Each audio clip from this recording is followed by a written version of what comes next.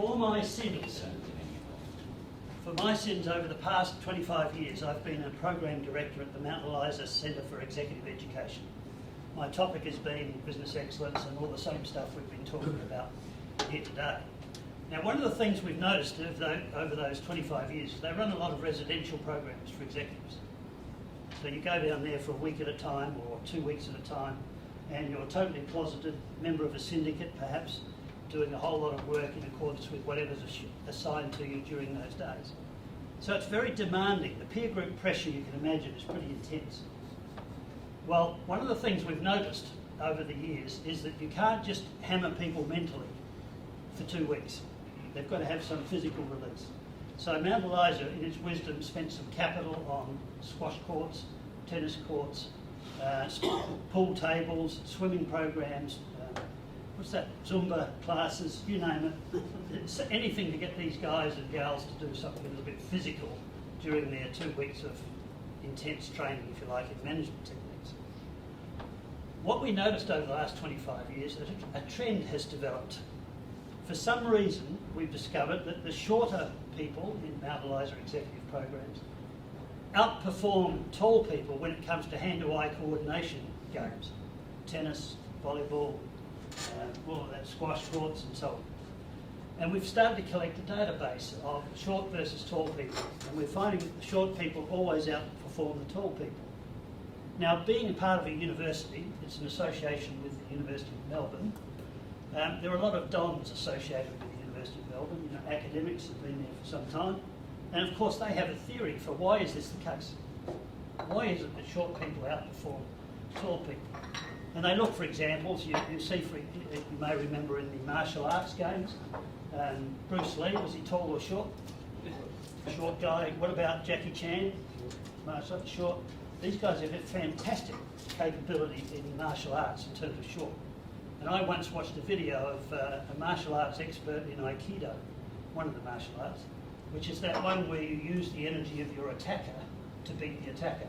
So if they're coming at you with a knife head on, you take them by the shirt and you use that forward momentum and throw them on the back, hopefully painfully, so that you don't end up being injured. And this guy was turning 5 big blokes inside out in his dojo, you know, that protected environment with mats on the floor and so on. And it was amazing. You can still see it on video on YouTube. With this guy turning these big blokes inside out with fluid movements of Aikido.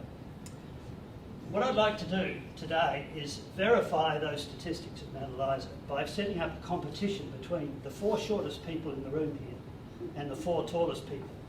And I'll take you through the standard routine that we do and see whether in fact we can confirm those stats. So I'd like you all to stand, apart from my 3 scorekeepers here. Can everyone please stand?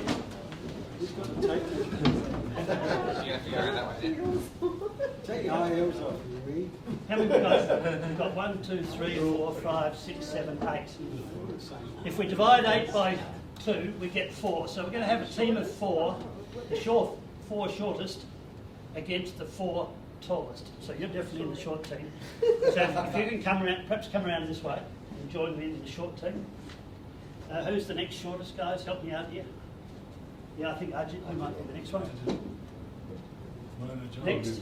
Werner, okay. Number 3. Who's number 4? I think you might just make it. All right. That's my short team. Give them a hand. Thank you for volunteering. Okay, now the tall people, if you could also come over here, the 4 tall team. Okay, now keep separated just because it's physical later on. I don't want any fisticuffs. I never get in the tall team. No.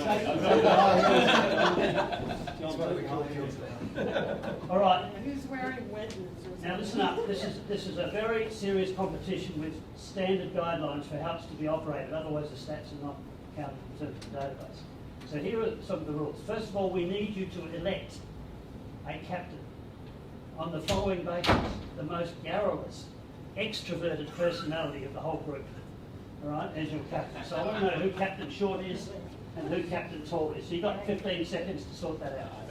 There. Captain Short? Captain Short. And Captain Tall. Oh! Now, Ray, you've got the Captain Short down. Yeah, Who's who's Captain Tall? Captain Tall? Tall. By just like 1 I'm short centimetre. today. Ray, just let me have Protest. it, please. Now, Captain Yeah, Short, no, would you please nominate your second, third and fourth player on the team? So what order do you want them to play? I'll just run them as they are. Okay, fine. 2, 3, 4. Mr. Scorer, have you got their Christian names written down on the sheet? Ajit. Yumi. And now Captain Tall, Rodney. that order as well? Sequence. Peter.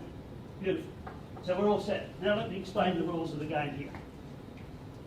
I'm going to go up to the end there. There's a line drawn on the ground, which is the throwing line for throwing bean bags at a target. And while I'm on the way down there, you have a look at the target. It's number 34 on that scale.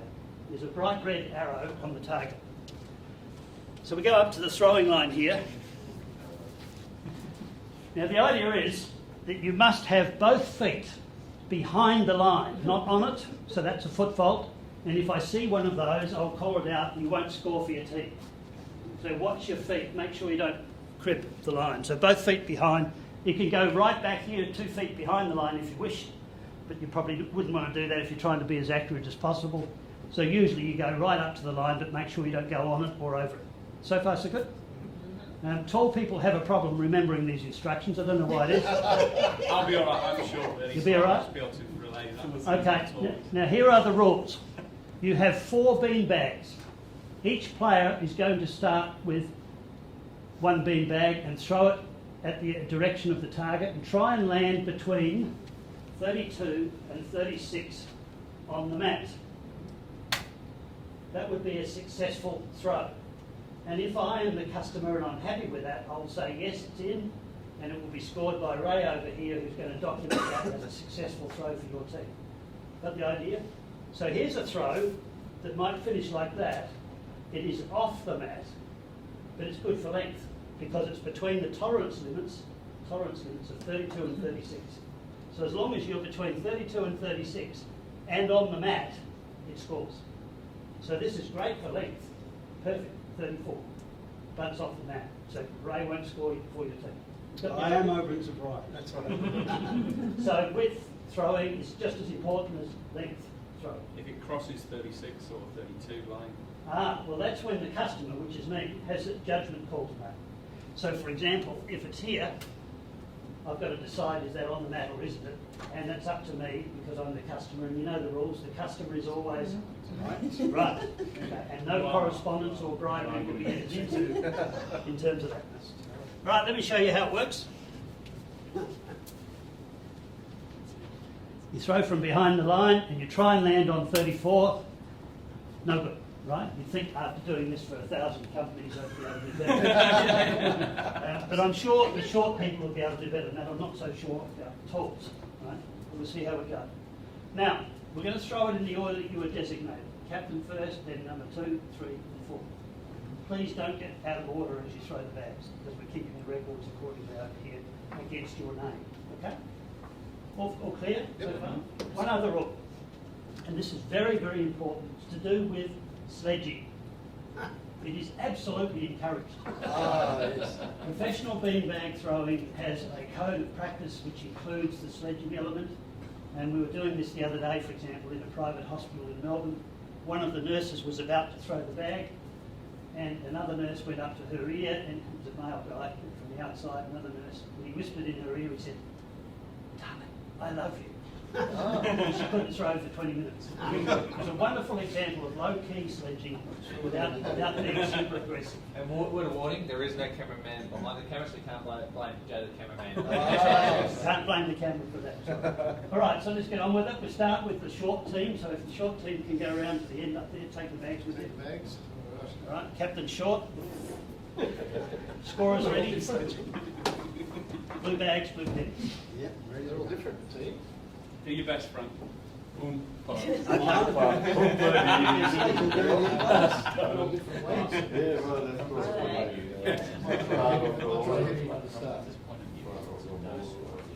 You scored every time. Ready, darling? Every time. Stay careful. Hang on, Frank. Ball, Hang on, every Frank. time. No. Oh, Just got how's that? got some technical. Right. We didn't see it. What's the camera? I'm just Go, letting It's your everybody left arm on know, the camera. as the customer, I am going to call the length of the throw, even if it's off the mat, I'll call the length. Okay. I'll call the length of the throw, and I'll also decide whether it's in or out, as the customer of the process. Okay? Just be careful with the camera. Frank. You're going under, are you? Captain Shaw. Oh, he's going under. Oh! So no score, 47. No score. Okay. All right. Nick, no, hang on, Frank, do your other three as well. Four. Oh. So you've thrown your first bag, you've got to do all Okay. four. Overhand. Overhand. Oh. 38, no score. Be careful of the projector on the roof. Underhand. Underhand. Oh, come on. 40, 40, no This score. one's got nothing in it. Whoop. Ah. And no score at 23. Congratulations. Now that's actually disappointing. This is a captain of a short team. You got it down. And he didn't score. But he I was thought that was almost good. tall. And you're He was supposed to be also Gary. tall. I was on the cusp of That's the tall. problem. In fact, I'd go so far as to say if it was Richie Benno, he would probably comment on that by saying it's pretty piss poor effort, that Frank. We'll Joe the cameraman so we can cut back, cut off. Okay, let's see if we can do better. Okay. all a This test. little look here. It was all a test. Your zipper one. All right. Zipper's under. We're behind. Watch his toes. Watch his toes. Watch his toes. Whoop. Oh. Now that's a 33, and it's good. Okay, Ray, so you got your first score. Very well done. Ooh. Short. 28, no score. Short. Thrower from way back.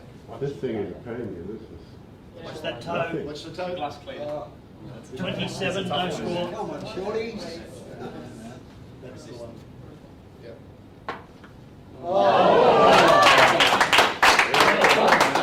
34, and yes, it's a score. Okay. There's a matchboxy ball on that. Go, Ajit. Well done, winner. I was joking about the zipper winner. Snap it on. Oh, foot fault. Foot fault. It's a 35, a foot fault, and no score. No score. Oh, beautiful. No score, 37. Rian.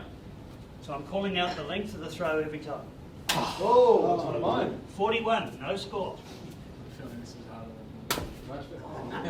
29, no score. Well done. Sorry, the latest one first. Okay. No shoes. Have a look at how Maybe you serious, lost your shoes. how serious are the short Because pictures. I'm a shorty. Whoa. Oh, no! Hang on a bit. This is the hang on a short, bit. this is the one. 52. 52. Oh, Yes. That one was the first one, then that one. Oh, sorry. There's a 27 up there. No, but that And a one. 52. And now a 35 and in. Right?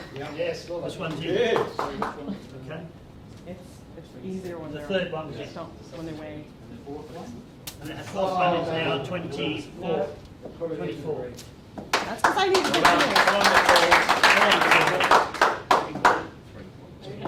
Fantastic. All right, now the short team got 3 Yay. so far, right? So this is only the first half we're working on, and at this stage, the short team has at least got a run short on team are going to board. need it.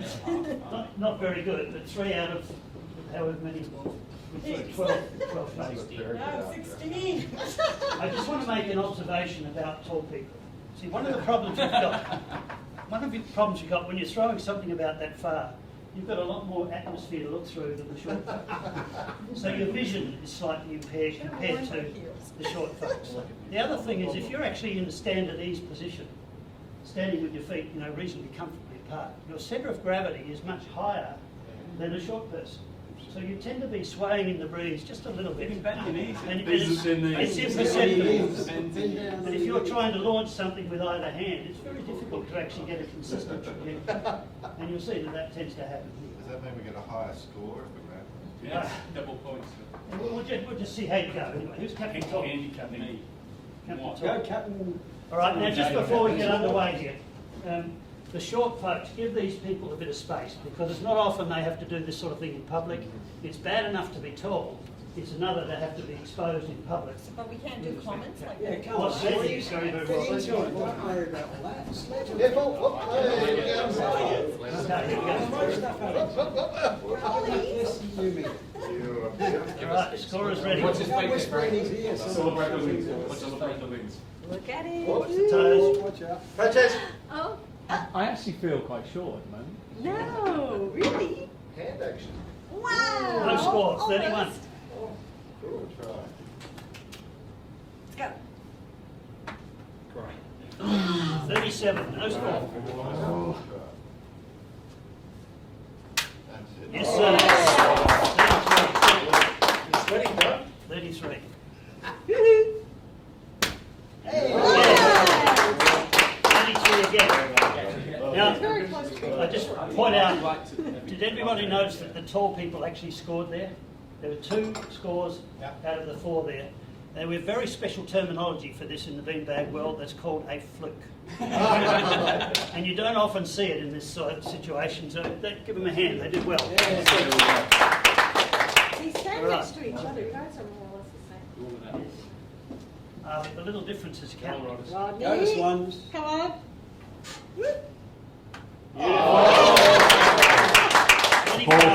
35 is good. Oh! No score, 36, So close. but no score is out. 36. Spin. Yeah. 32 is good. Not the 32 is good. technique. Nice spin for me, actually. Well done. Now this is a turn up. Come on. The light one, the balls are too. Okay. Good luck, Steve. Oh. Steve, can I say that's a very nice action, but hopelessly ineffective. That's a 19. Okay, Steve. Others did the same. That's right. Oh, good company. Oh, yes. A small overcorrection at 50. But he's really tall. That's Yeah, why. that's one. 38.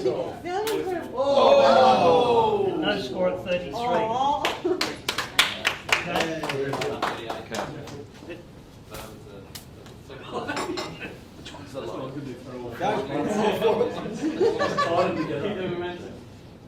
Show him up. Let's go, Peter. Remember.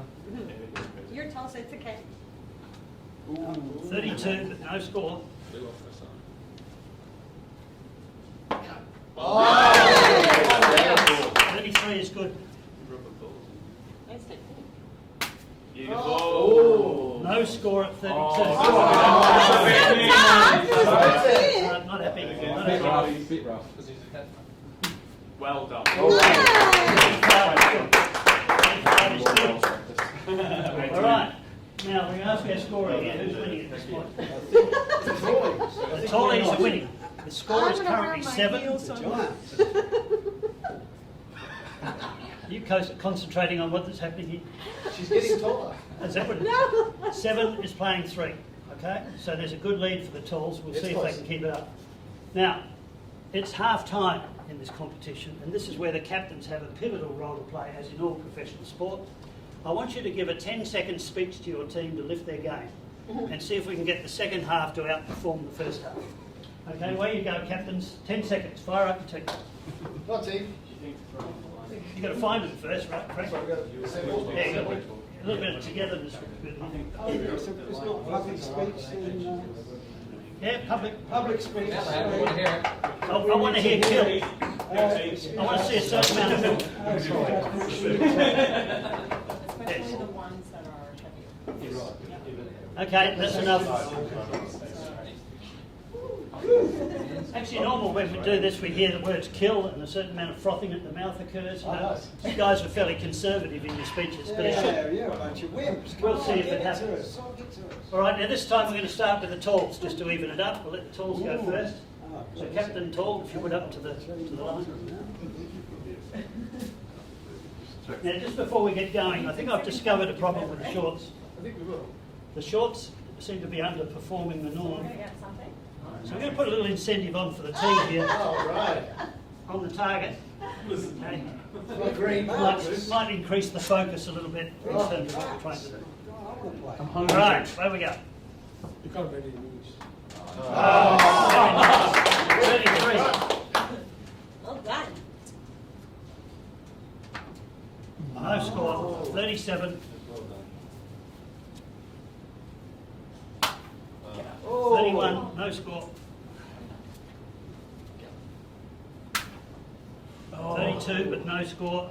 That was tough. Very good, it's a harsh game. Difficult client. He won't forgive himself. No points for catching all four, right? Come on, Captain. Captain Ahab. Look at Rodney's seriousness here. No. Oh. 28. No Very score. tough at Bonus back. one. He's got the This technique. one bounces, doesn't Watch the technique. it? Oh. Beautiful. 35 is good. Go tall. Don't put me off. Front forward. Oh. 33 is good. How you doing, Ray? You getting them down? Yep, I'm right. You now. Oh, made it. Oh. No score at 36. Very well. Steve.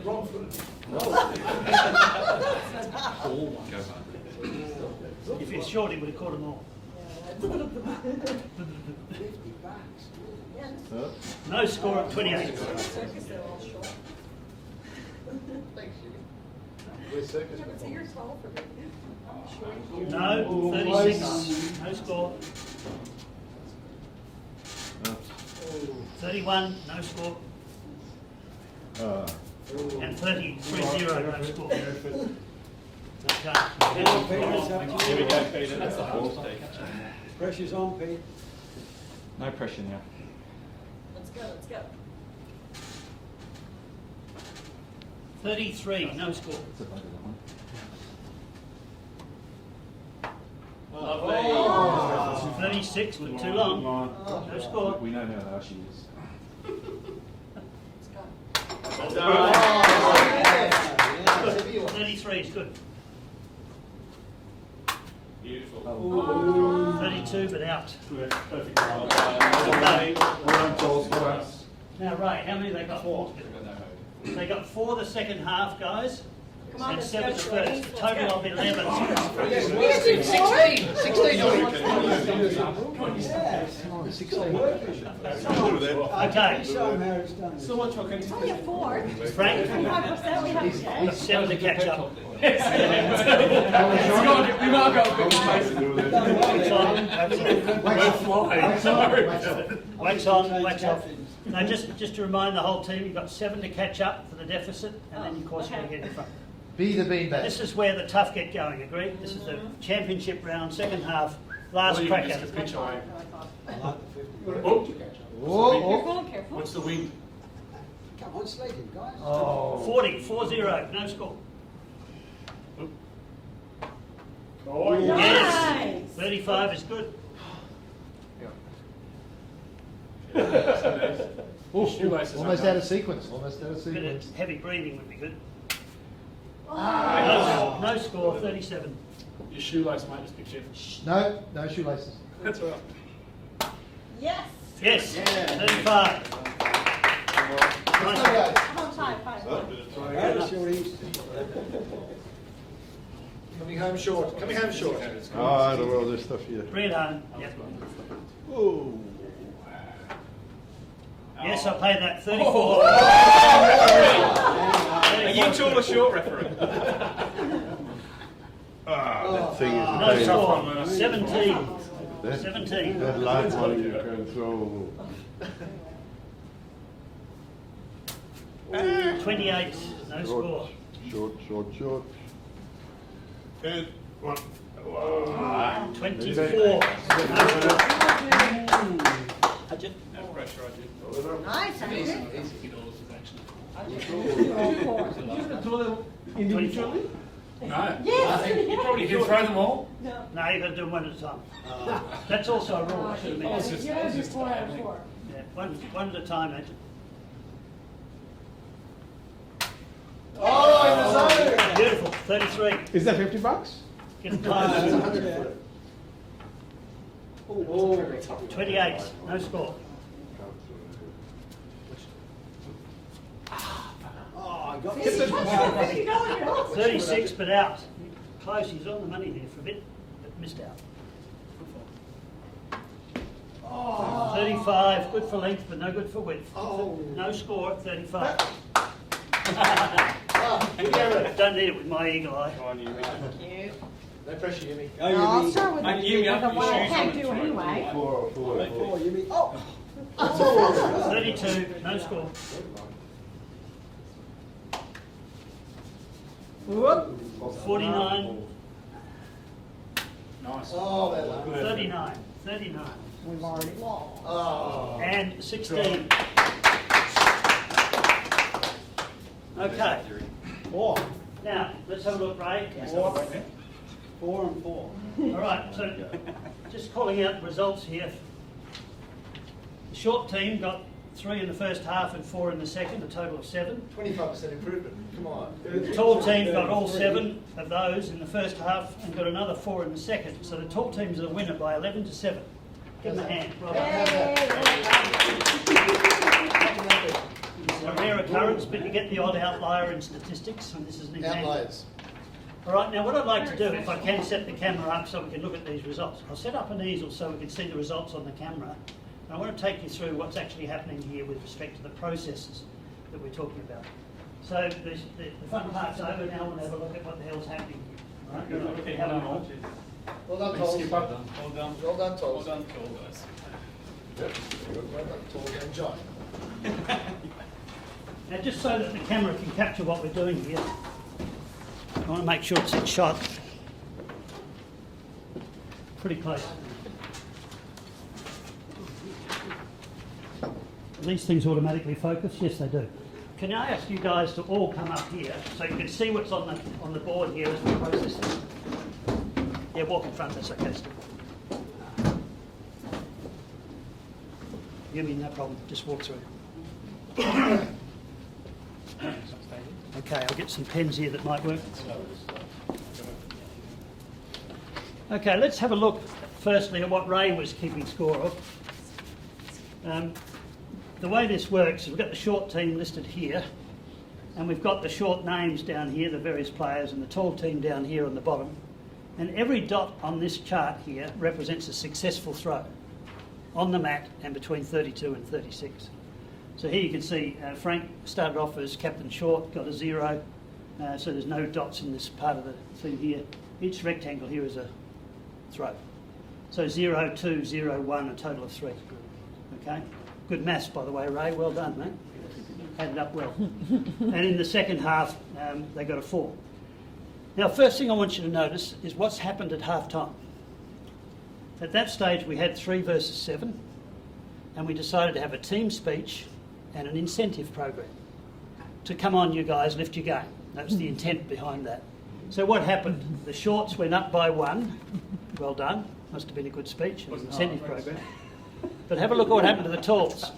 They went from 7 down to 4 in spite of that outstanding rousing speech and a fabulous incentive program.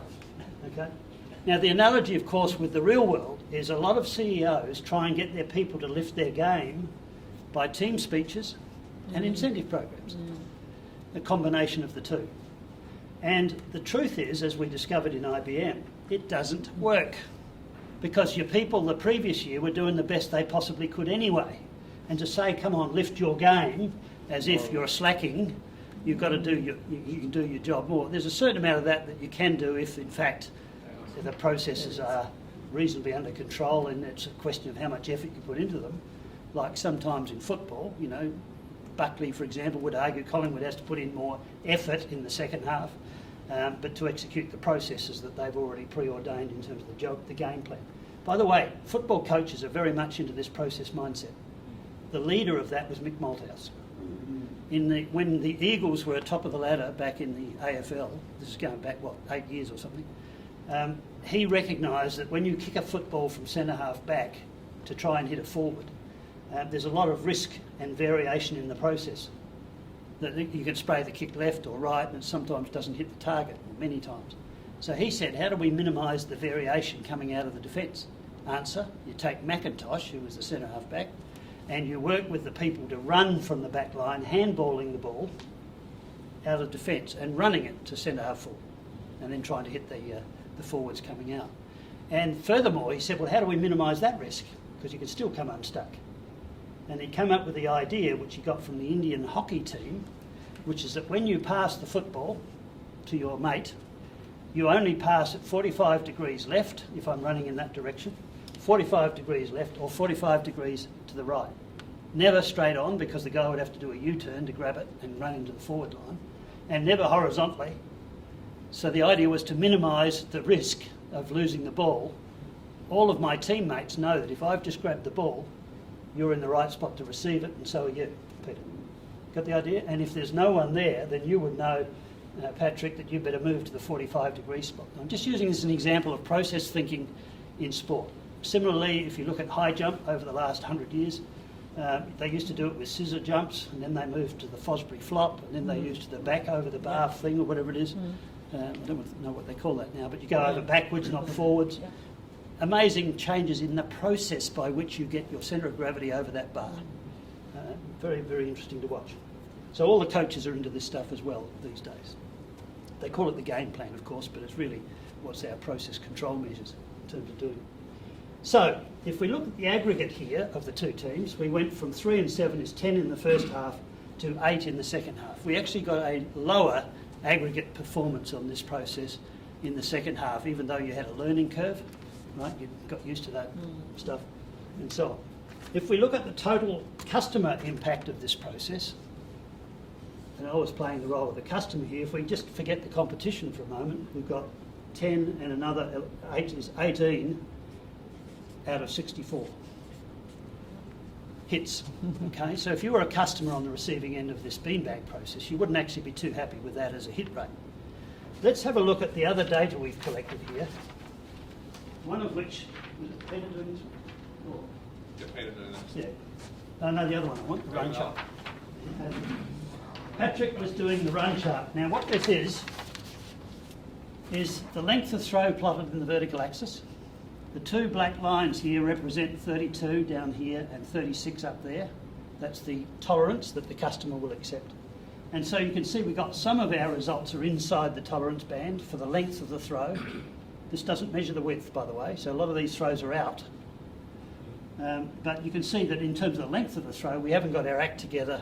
This is the term we use for this is the process is incapable of meeting the customer specification. We've got data to prove it. Too long, too short, inconsistent, and all of that stuff. What I'm leading up to here is that in the process world of repeatable processes, and that's all we're talking about here, not your one-offs, that's project management stuff. We're talking here about repeatable processes. Variation like this is the disease that you've got to try and get under control. Variation is killing you when you send out your invoices and your people don't pay, your clients don't pay. Some of them don't pay for 6 months, some of them take you to court, and some of them pay within a day and a half. You get that incredible variation often in the way your accounts are paid in terms of things. I'm just using that as an example of a process that's clearly varied. If you have to collect timesheets to bill your clients in a consultancy, the time it takes to get everybody's timesheet in varies. Believe me, I've done that for 35 years. Got the idea? And of course the problem is this variation is hidden. You don't see it, right? Because you haven't taken data like this. It's just hidden in there and you just know it's happening. Well, you might not know it's happening, but the thing is, what do you do about it? What we want to do is squeeze this variation if we're going to fix the beanbag process. Agreed? So the idea is to try and get the variation to be within the customer's tolerance. Let's have a look at the same data plotted a different way.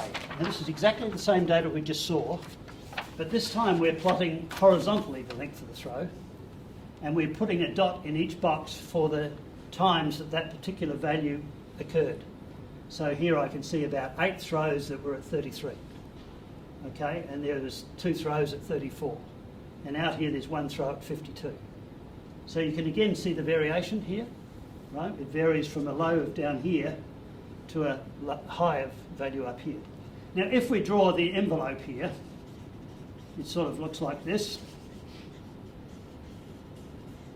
I'm just going around the outside.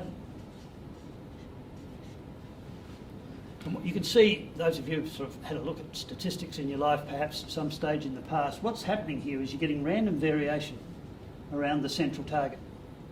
The central target's 34, and we've got this wide outlying stuff. So we've currently got a spread here, equal to, now who can help me with a bit of decent eyes because I haven't got my glasses. What's the lowest value we had down here? 14. 14 up to 52. 14 from 52 is how many? 38. Geez, that was quick. 38, we're going to add one because we're counting both ends. So 39 is the spread. 39. What do we want it to be? 4. 32 to 36. If we take 32 from 36, we get 4. But you've got to add one because we're accepting 36 and 32. Okay, so we want it to be 5. It's currently a factor of 8. A factor of 8 too wide. Right? So we've got a lot of squeezing to do if this was ever to be in a situation where this entire thing was within, this entire curve was within the customer specification. We only did 63 throws here. Is there a red pen somewhere there? Anyone? Can you grab me a red pen? Yeah, see if one of them will write. You probably know that if you threw 1,000,000 throws, as distinct from 64, this curve would look something like this. It'd be smooth as a baby's bum out here. Okay? And what you get is this classic bell-shaped curve. It looks like a bell. If you dangled it at the top, there'd be the mouth of the bell is here. And it's the classic shape of random variation. And when it's classic shape like that, statistics can be applied to it, formulae can be calculated, and all that stuff. I'm suggesting you don't go there in your businesses. Don't apply statistics for at least 2 years until you've got the graphical techniques under control, and then worry about whether you need statistics. I'd go so far as to say 90% of tech members don't need to get into statistical process control, but they do need to get into simple graphical techniques that everybody can understand. Why do I say that? Because statistics will do it. You can do this with statistical control techniques. Value is vision. Vision is powerful, much more powerful. And the other thing is, most people turn off when you use the S word. You talk statistics and standard deviation and chi-squared tests and all that stuff. Most of us have long since forgotten what the hell the words mean. And Six Sigma, you may have heard of that philosophy, is very much based on the sigma symbol for standard variation. And the idea is to get 6 standard variations within the target here in terms of the zone. It's all too complex. There are consultancies out there making a fortune out of companies your size on Six Sigma. And it's a sledgehammer to crack a nut. And guess what? People lose interest. Right? After a couple of years of that, they've had enough. Keep it simple is the mantra for today. Right? I'm going to give you some instructions about how to do this a little later and go through it. So the idea is we need to squeeze this process. So let's now look at how we might improve the process. Now the techniques I'm about to use, if I can find my black pen. Yep, got one over here. The techniques I'm about to use here are exactly the ones that you'll use for a real process improvement, as distinct from this charade that we've just been through. By the way, thank you for not punching me out, particularly the tall people. I've gotten away with that pretty well over the last 35 years, but I did get called out once. A lady came up to me after the session and she said, I really objected to being called tall in public. She had a thing about being tall. And it's the only time I've ever had pushback. I try to make this, well, a bit of fun, but also socially acceptable. So I dare not pick on New Zealand versus Australia. Right? That's very, very tricky. And I dare not pick on male versus female, because that's not done either.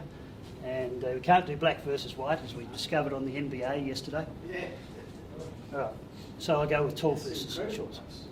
By the way, I'm suggesting that if this appeals to you as an introduction when you see how it's done, you might want to get yourself a kit. I can give you the details where you can buy it. It costs you $350 or so because it's all handmade. But it's a great way to introduce process improvement to your people if you don't want to use consultants. And the technique for today you don't need a consultant for.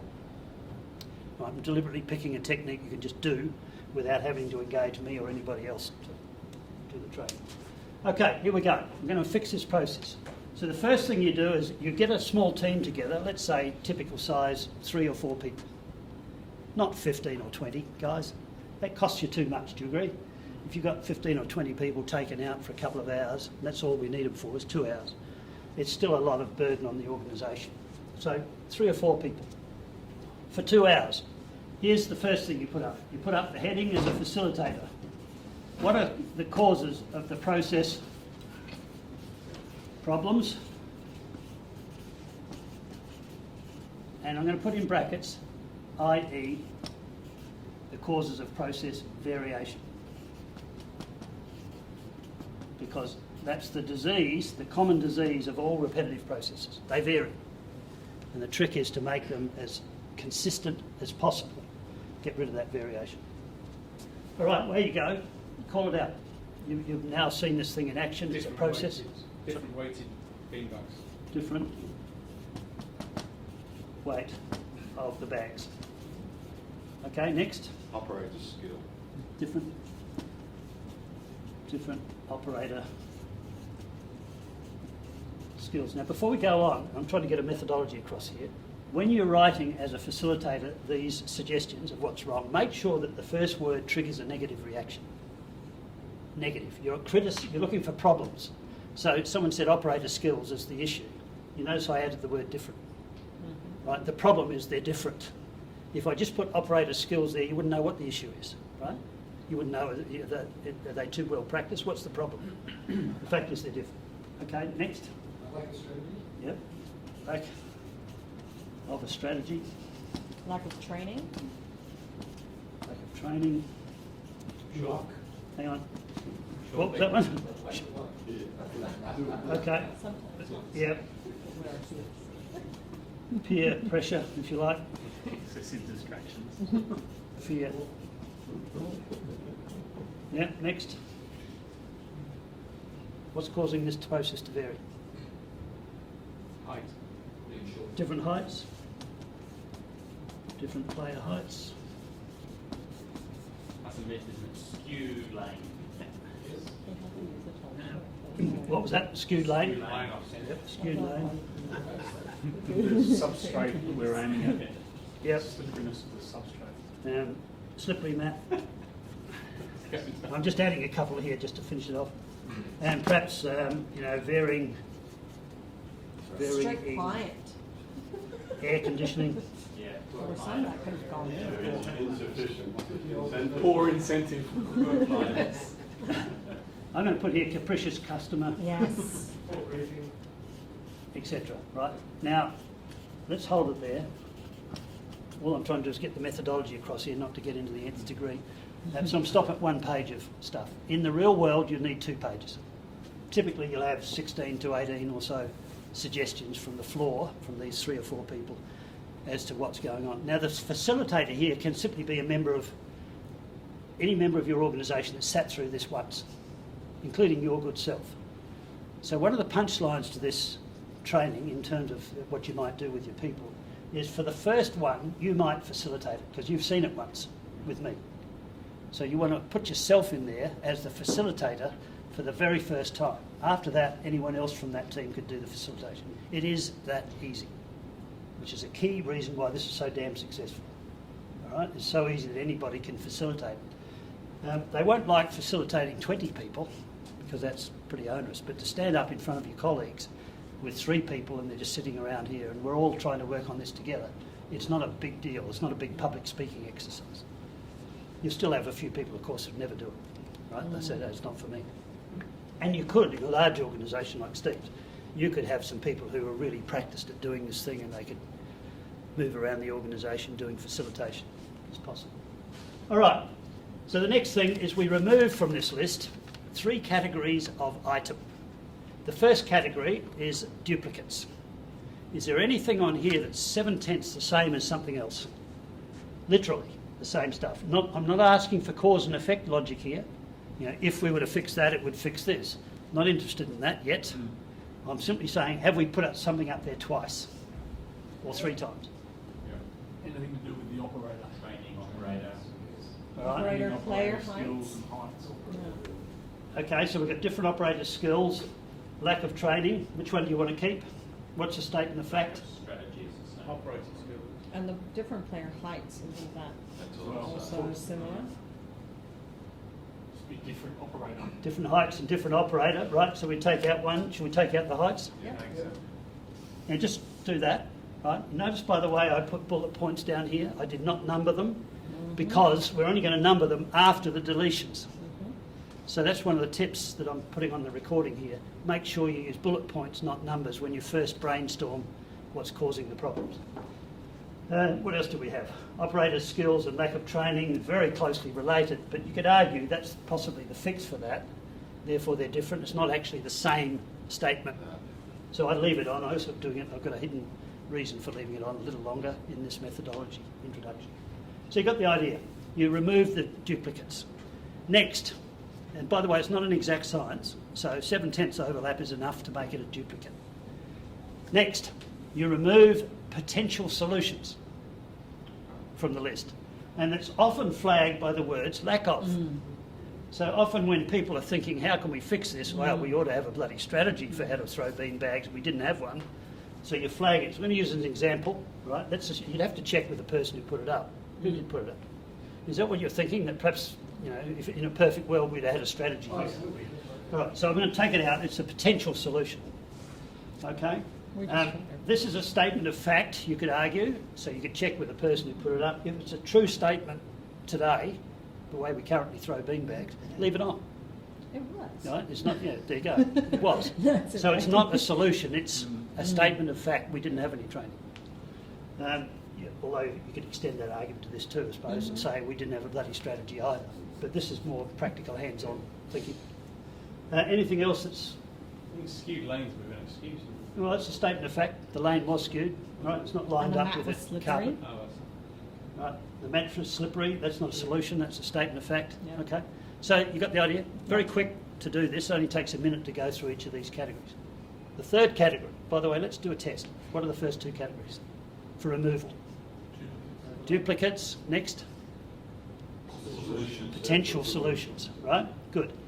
The third category is something that's on the list that is totally beyond your control to influence. All right. Yeah, the Now capricious I'm going to make. customer. I'll make an example here just to point out how it's done. I'll use the mat here, which I put up deliberately. I'm going to simply say, look, this is a corporate decision. We took it 3 years ago. It cost us $4 million to buy the mat. There's no way we can fix it. We should therefore take it off. On the other hand, the counter argument is with a little bit of Velcro and a little bit of blue tack, we might be able to put something on the mat that did cost $4 million, but for $20 we can fix it with some sticky stuff that'll stop those bags sliding beyond 36. Right? So be careful about this question. It's got to be totally beyond your control. So let me make an example. I don't think there is one here. The customer. Yes, that's probably beyond your control, Yep. although perhaps with a bit of counselling. And bribing. But let's assume it's beyond your control because you don't want to get into that game. Let's imagine that someone else had put on here, the economy of Australia is shot at the moment, the budget's out of control. Well, you know, in throwing bean bags, we can't influence that from our perspective. We're not going to put on lobbyists in Canberra and all that stuff, so take it off the list, even though it may be contributing to the variation.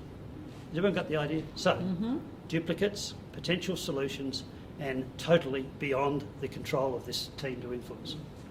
We number what's left. 1, 2, 3, 4, I hope the camera's picking this up, 5, Yes. 6 and 7. Okay? So you can see why we didn't number them in the first place. So we've got 7 suggestions that are basically all unique. They're not solutions and they're not beyond our control. What we now need to do is rank them. Can I ask you, everyone in this room, have you ever been to a brainstorming session that comes up with a list of issues like this and there are no decisions taken about the priority order? It's a great time waster, right? People even do it in strategy. Our top strengths are boom, boom, boom, boom, boom, but there's no ranking of those strengths. And there's no ranking of our weaknesses. It makes it very hard to action things and prioritise what you've got to do. Here's how we do it. Now, please listen up. What I'm about to share with you here is the guts of process improvement the world over. Right? It's an incredibly powerful technique for ranking items on a list, and I wish our politicians would learn it. So instead of having debate after debate, you know, Ajit, you've got a passion for the Liberal approach to budget. You make your speech in Parliament, and then Werner, is it? He comes in next, and you make your passionate speech about why he's wrong, because you're on the other side of politics, and we hear all these speeches, and then we have to somehow vote as to which way this thing goes. That's the classic parliamentary democracy. This is brutal, what we're about to do to rank it, but it's totally democratic. So here we go. You take the total of number items on the list, which is 7 in this case. In your real world, it might be 13. 7. You divide it by 3 every time. So 7 divided by 3 is 2 1/3, I think. All right? And you push the number up to the next highest number. So 2 1/3 becomes 3. Not down, you don't round it down, you push the number up every time. So 2 1/3 becomes 3, and that's how many votes you get as a team. Notice that the number of votes you get has got nothing to do with how many people are on the team. It's purely to do with how many items are on the list. And the reason we use this formula is it's a statistical foundation, is to spread the votes across the list so that we end up deciding which is the most important. So here we go. I want you to pick 3 numbers off this list that you think are causing the most variation. The most variation. In other words, the most damage to this process. Does everyone see the connection? Variation equals damage. I want you to preferably write those numbers on a piece of paper. But at this stage, given that we're doing it on the video, I'm going to ask you to hold them in your head. 3 different numbers. You can't put all your votes onto one number. All right? So give it some thought, assuming your life's dependent on it, and you've got to vote for this. Do so. Now, normally when I'm facilitating this and we're all sitting around a table rather than standing around like dorks here, I'm the dork, perhaps, I get people to put the pen down when they finish voting. That way the facilitator can see that everybody's finished. Whereas when you were doing it like this and you just hold the numbers in your head, I can't tell. So I'll give you another half a minute and then we'll call it a day. In the meantime, is there a red pen or anything but blue or black? Green. Green would work. Does it green? You going on? Just said it. Thanks. All done? Everyone's got 3 numbers in their head? All right, how many voted for number 1? 2, 4, 5, 6, 7, 8, 9 folks. Now you put the votes on the right-hand side with a different colour. I hesitate to use green because it comes out lousy. Most people are a bit colourblind on green, and they're even worse in many cases with red. The best colours for doing this stuff are black or blue. Remember that if you're ever facilitating anything. Use blue or black for your main stuff. All right, 9 votes for number 1. What about number 2? How many voted for number 2? 1, 2, 3, 4, 5, 6, and 1 is 7. Number 3. 1, 2, 3, 4, 5. Peer pressure, number 4. Anyone for number 4? No score. Skewed lane, no score. Slippery mat, 2, 4, 5, 6, 7. And varying air conditioning, no score. Okay, now can you see what's happened? In about 30 seconds, we went from a qualitative list to a quantitative consensus on the most important issues to address in minimising the variation. That's why this is so powerful, right? Can you imagine if we had to do this by debate, how long it would take? And the idea is to get through all of this in 2 hours, so it's a very fast. I'm obviously accelerating it here. I'll show you how. Now what we do next, you get a blue or a black pen, and we develop the following heading. You as a facilitator, you put up this heading. Pareto chart. Now Pareto was an Italian who found that 80% of the wealth was owned by 20% of the families in a certain area of Italy, and he became famous for that. I actually think he became famous for the wrong reason. He should have become famous because he married one of the 20%. That would have been smart. Performance. What am I doing? Sorry. Mental block. It was back to the other chart we're doing. Pareto chart. What was the highest score we got? 9. What was it? Different weight of bags. So given that it's 9, just draw it up the top here, about 1/3 of the way across the page. Put the number up the top. And it's the highest one, so I can go up quite high. And write in paste, copy and paste the text, different weight of the bags. Right, no editing required, copy and paste. Next, 7. got a 7, which is a slippery mat. Roughly to scale, third of the way across the page. 7, slippery mat. And operator skills is Thank you. And a 6. No, no, 7. 7. Sorry, 7. Oh, also 7. Yeah. Yep. Okay. And then a Operator 5. skills. The different operator skills. Don't forget the different. Okay, different operator skills. Okay. Top 3. Yeah. Top 3. All right, now that's the thing. The other thing about this technique is you totally ignore what's left. You just don't go there, right? Because we don't have time to get a perfect solution to this problem. Progress is better than seeking perfection. All right, so we blaze through with our top 3, and in 8 weeks, which is the FPI limit, fast process improvement limit, in 8 weeks we've got to implement this in the real world. Right? Here we're doing it in 5 minutes because it's a contrived demonstration of what we're talking about. So we need to now think about the next page. This is the last page you have to formalise. What's our concept solution to the problem, process improvement problem? Can you see, by the way, what we're doing here is planning, the P part of the PDCA cycle. We are planning the attack on how to fix the process. Now, the way we do this is we look for each of these issues, which we're going to number. And we do the numbering system like this: a 1 in a circle, a 2 in a circle, and a 3 in a circle. So that we don't have to write the text every time. We can say issue number 1, issue number 2, issue number 3. So issue number 1, we're going to come up with the one thing that we can do in 8 weeks to address that issue. Now, the time frame is important. If you can't do it in 8 weeks, you don't propose it.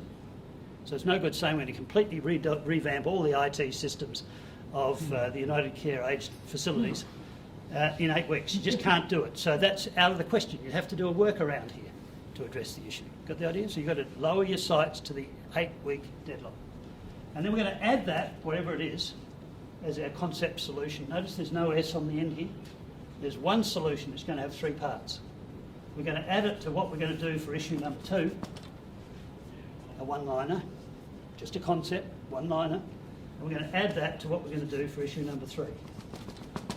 So let's do it. What's the fix? Now we're going to go to fix. All you have to do is look at the inverse of this. So what's the inverse of a different weight of bags? Use standard bags. Now, here's a question of the group. Would you use a heavier one or a light one? Notice how that was unanimous, right? If you've thrown one of those bags, you know damn well that the chaff one is difficult. The super balls ain't too easy either.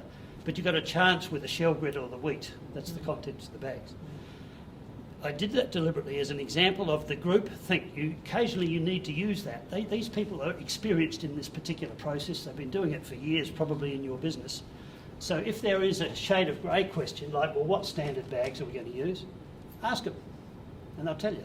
In this case, heavier one.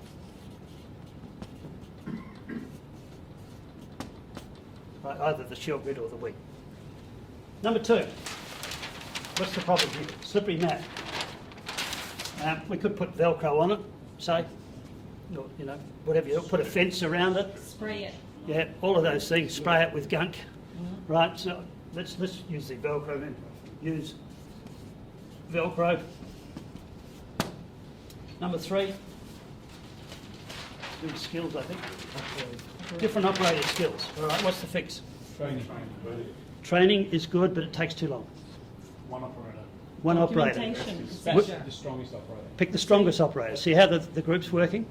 Pick the strongest operator. So use, I hate the word use, but you know what I mean. Use the strongest. So can I ask Ray to tell me who that is? Rodney. Was Rodney, was it? Rodney with Velcro. Strongest operator. Get to it. Now we don't mean strength, we mean the best, right? Yeah. And we think that's Rodney. I'll take it. Rodney's, yeah. Yeah. Okay, Rodney was clearest, all right? Now notice the plus signs. Yeah. The purists, who's done TQM before? Mm. Someone here has done TQM work before? Graham, who's not here today. Oh, Graham's not here today. The purists would argue in textbooks, you don't use the plus signs. You do an experiment on that and see if it works. If it does, hold that in your mind before you do the QA. Now do that experiment. If it works, hold it in your mind, do the QA. If it doesn't work, ignore it. Then do this one. You haven't got time. Guys, you haven't got time to do 3 experiments in 8 weeks and all that fiddling around. And, Individually, Jimmy. yeah, you just don't do it. So you do this combination all at once. Yeah, okay. Isn't the one thing where you do that, is that where it's sequential? So where one is dependent on the other, or the sequential? Yeah, it can happen. It can We happen. do that in IT projects where, Yeah. for example, you've got a mobile solution, you've got the other one, and you can't actually tell what's wrong if you do both Yes. at the same time. Yeah, and you have to isolate it in those cases. But can I suggest, though, that in this methodology, don't go into the what-if scenarios. Don't work around the edges about the tricky situation. Just do it, right? And you'll get so far with that in terms of, 90% of the things will work out brilliantly. And you get the odd one that may not be as brilliant. I've yet to see one go backwards. And is Right. the idea also then to, if you do the 3 and then you start saying that really it's just the first 2 and not the second, the third or whatever, Yeah. that then you do process improvement on that? Exactly, in which case you'd go the team So it's around the like PDCA a cycle plan, again. um, And in this PDCA methodology, plan. you'd say we reconvene the team and do it all again. Okay. Right, so we've already drained the swamp, we've got a few exposed rocks, we fixed the few exposed rocks, and then we drain the swamp again and go the next level down if that's the right way to go. But you might say, no, that's not the best way to use our resources for this stuff. We'll pinch hit where we've got a process problem. Different team, do it once, get some runs on the board. Different team over here, do it once, get some runs on the board. That may be better value than having this team do 4 or 5 in a row. That's where you're going to end up, by the way. This team never stops down the track. But when you start out, you might do better to pick your mark. All right, we're going to do this. I'm going to outlaw this one because we haven't got time to fiddle around with Velcro, but we will do these. We'll use some standard bags. We'll get Rodney to throw 64 of them. We'll get the scorers to use the red pens, as we discussed. Lunch in the meantime. And we're going to do it very, very quickly. Okay? And then we're going 64. I don't know. How many was it? 8 falls. Now, Rodney's going to throw 64 bean bags. These are something I prepared earlier. These bags are all the same weight and they're one of the heavier versions. Okay? So away we go. The scorers are ready. This time we go at a fairly fast clip. Hey, Rodney. Yes, 35. Hang on. Hang on. Wait till I take them off the back next time. No, 31. Always We're going to yes, 35. And a no, Scores need to score. Oh, that's good. Oh, lovely. Right. and yes, 33. So that's 2 yeses, Ray. Yep, got it. I love the spin, Rodney. And 3 yeses, 33. We know where this is going. Just a suggestion here, and also for the camera, when the scorer is taking the ins and outs recordings here, it doesn't matter where you put them, because we just want you to take note of when he's done 64. Oh, So okay. you can put them down here, or up here, or up here, down here. So sing out when we get to 64. So he's done 4 already. Good Process idea. improvement, can I ask if you wouldn't mind just standing here, so that I can pass them to you, and you pass them to Rodney. all right? Yeah, I'll just. Thank you. Right, where we go? Yes, Oh. 34. Oh, mine incentives are on too. Yes, 34. Yes, 33. It's shining. Yes, This is the 34. shining text Perfect process. Man. Good, Jimmy. So efficient. Yes, 33. Yes, 35. Yes, 34. No, you are on No, 31. You guys are getting the message? What's happening here? Rodney's getting a lot better. Oh, yeah, that's why you can fit. No score at 30. Peter, welcome to TAP. This is what we do. Yes, 32. When's the paintball start? Yes, 35. Yes, 35.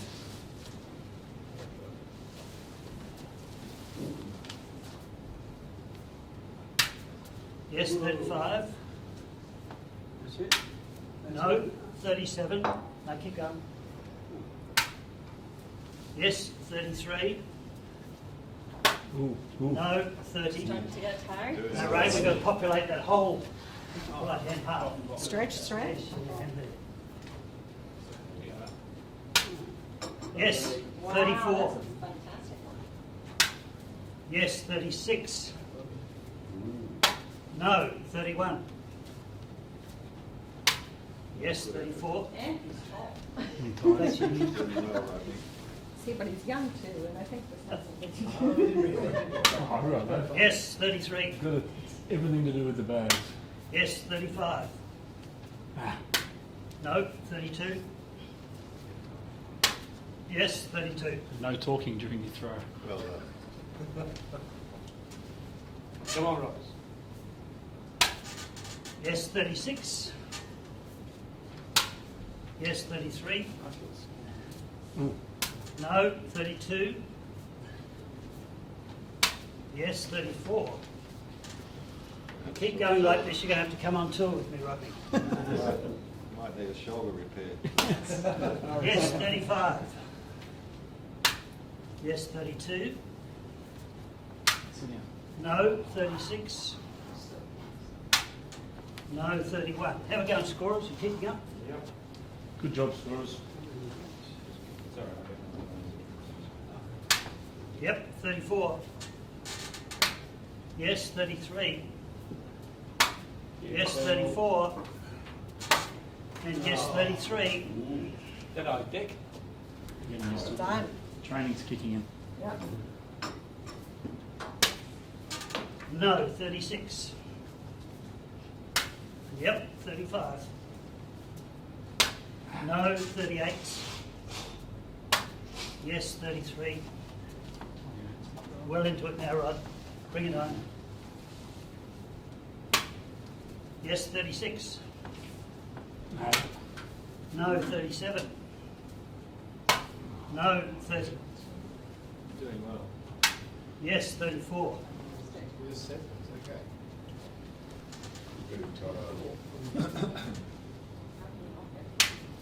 Yep, 36. Yep, 35. No, 32. Yes, 34. Only a couple to go. So get a good This is like the ride to conquer cancer. Yep, 36. Should have sponsored your first throw. Yes, 34. I want to get 434. No, 31. No, 31. 434s. That's what I want to try and get. That's what you always got to try and get, isn't That's it? precision. Always got to aim for it. Yep, 36. No, 31. Yes, 34. No, 36. Last four. Thank you, Ray. No, 36. No, 31. Yes, 32. Yes, 35. Give me the hand.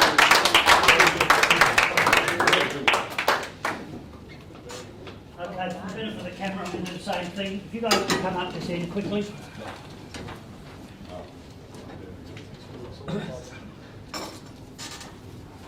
Is that in shot?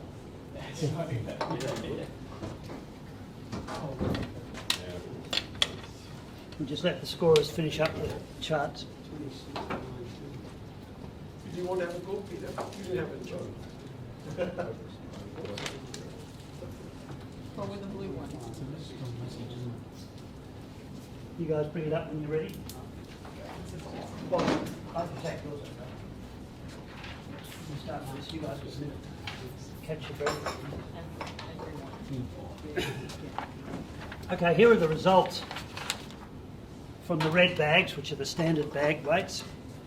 We've got 45 out of 64 compared to 18 out of 64.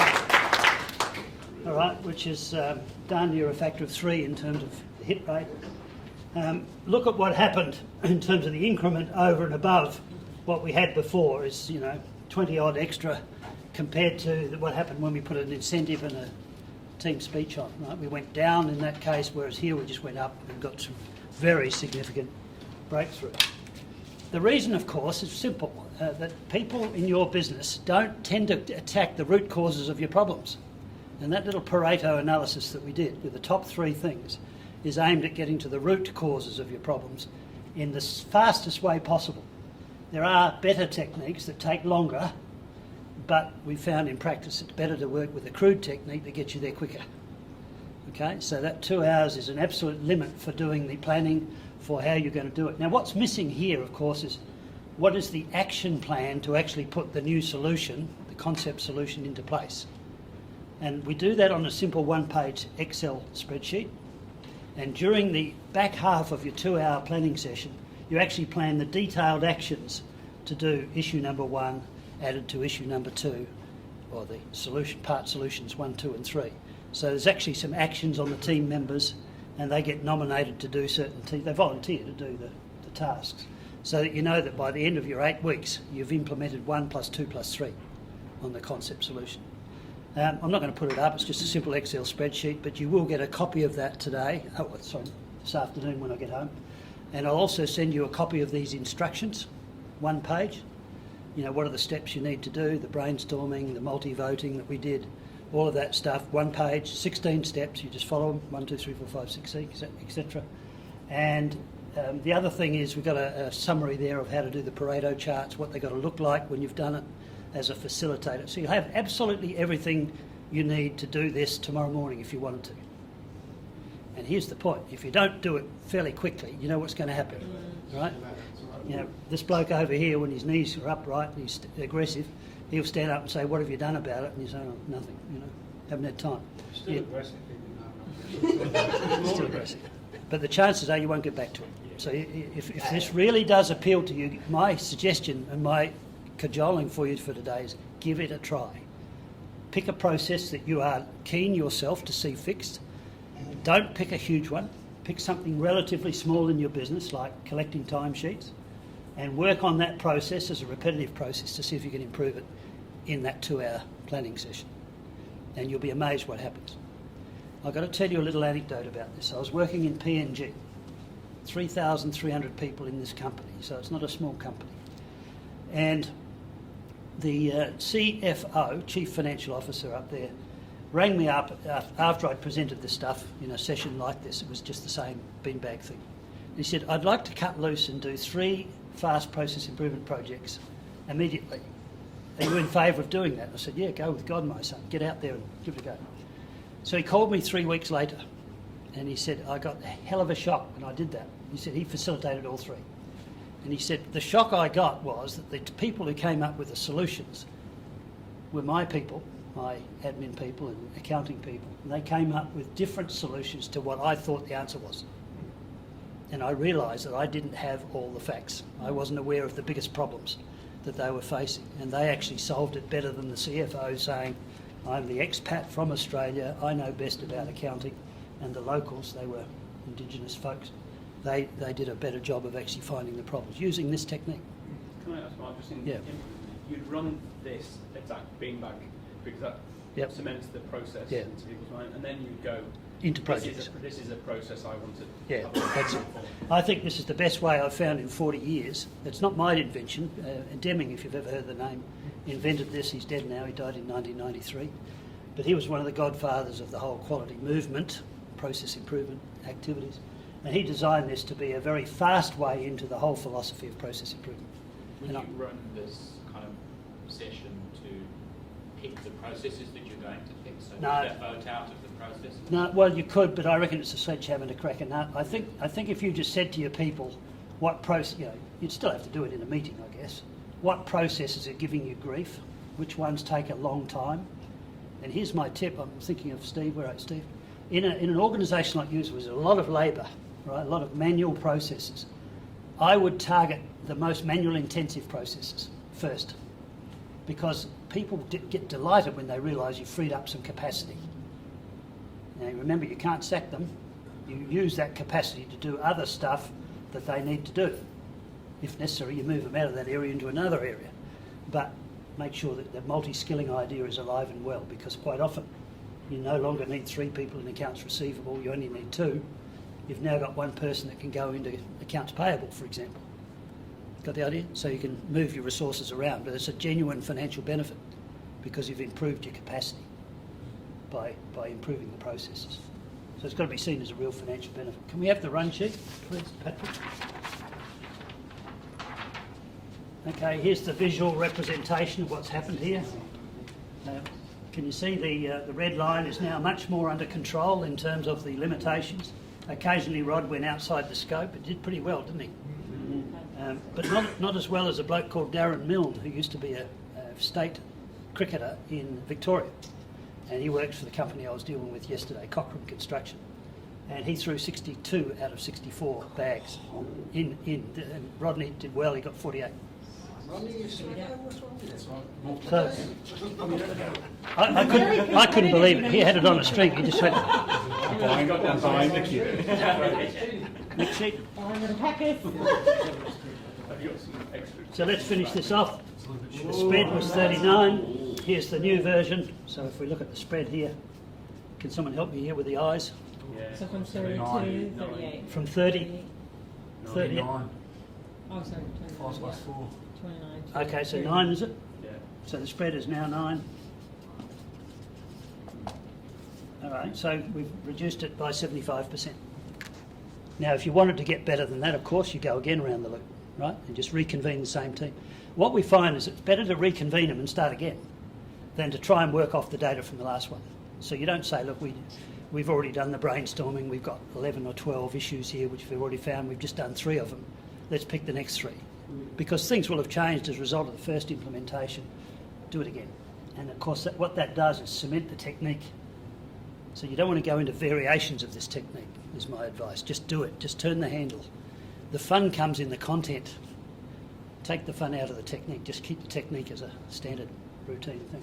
But you could deem that 9 is the limit in the 80-20, and then say that's it, because if you keep trying to squeeze it down to 7, you'll be spending a lot amount of time getting to that. Yeah, but I guess the point is if you start from scratch every time, forget history, no matter what the history is, even if you've done 2 of these in a row, you start from scratch, you end up with, you can always find 10 or 15 things, it's just that your net is going deeper into the issues, right? Yep. And so you still need to prioritise your 10 or 15 issues. But I guess Frank's point there is, like, if we had to do this again now tonight, the amount of improvement that you could get it would be much, much less.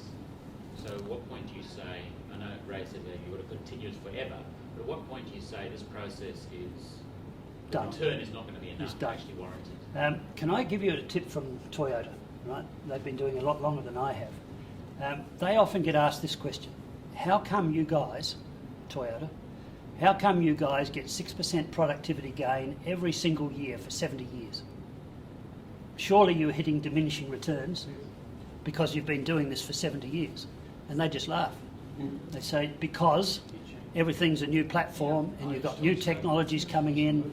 You know, we're into hybrid bloody motors now and diesel frameworks. And there's always stuff happening and they just never have enough time to do it all. And think what that means. 6% per annum, real productivity gain. This has nothing to do with inflation. So the macro measure, their KPI, their number 1 KPI is cars produced per person per day. Okay, so it's nothing to do with inflation. It's the number of cars produced per person per day. 6% real increase for 70 years per annum due to these techniques. That's why they're so serious about continuing. They just don't want to switch it off. And that's why they're such a hard competitor to beat. They're number 1 in the world, as you know, for volume in terms of what they do. Right, so that's this famous beanbag demonstration. When you do it yourself, I'll see if I can get this video made available when we edit it and clean it up. But the idea is you do your own version of a story. I mean, I did the Mount Eliza thing. You haven't been to Mount Eliza, so you have to come up with some charade around why this is an important thing to get data for small versus short, tall versus short people and so on. Make it fun is what I'm saying. Don't just stand there and say, I'm going to throw a beanbag. Right? Just put yourself out there and be a bit of an extrovert just for the sake of getting the message across. Then come back to reality with all the stuff. Okay, well done. Let's go back to our group. Very good.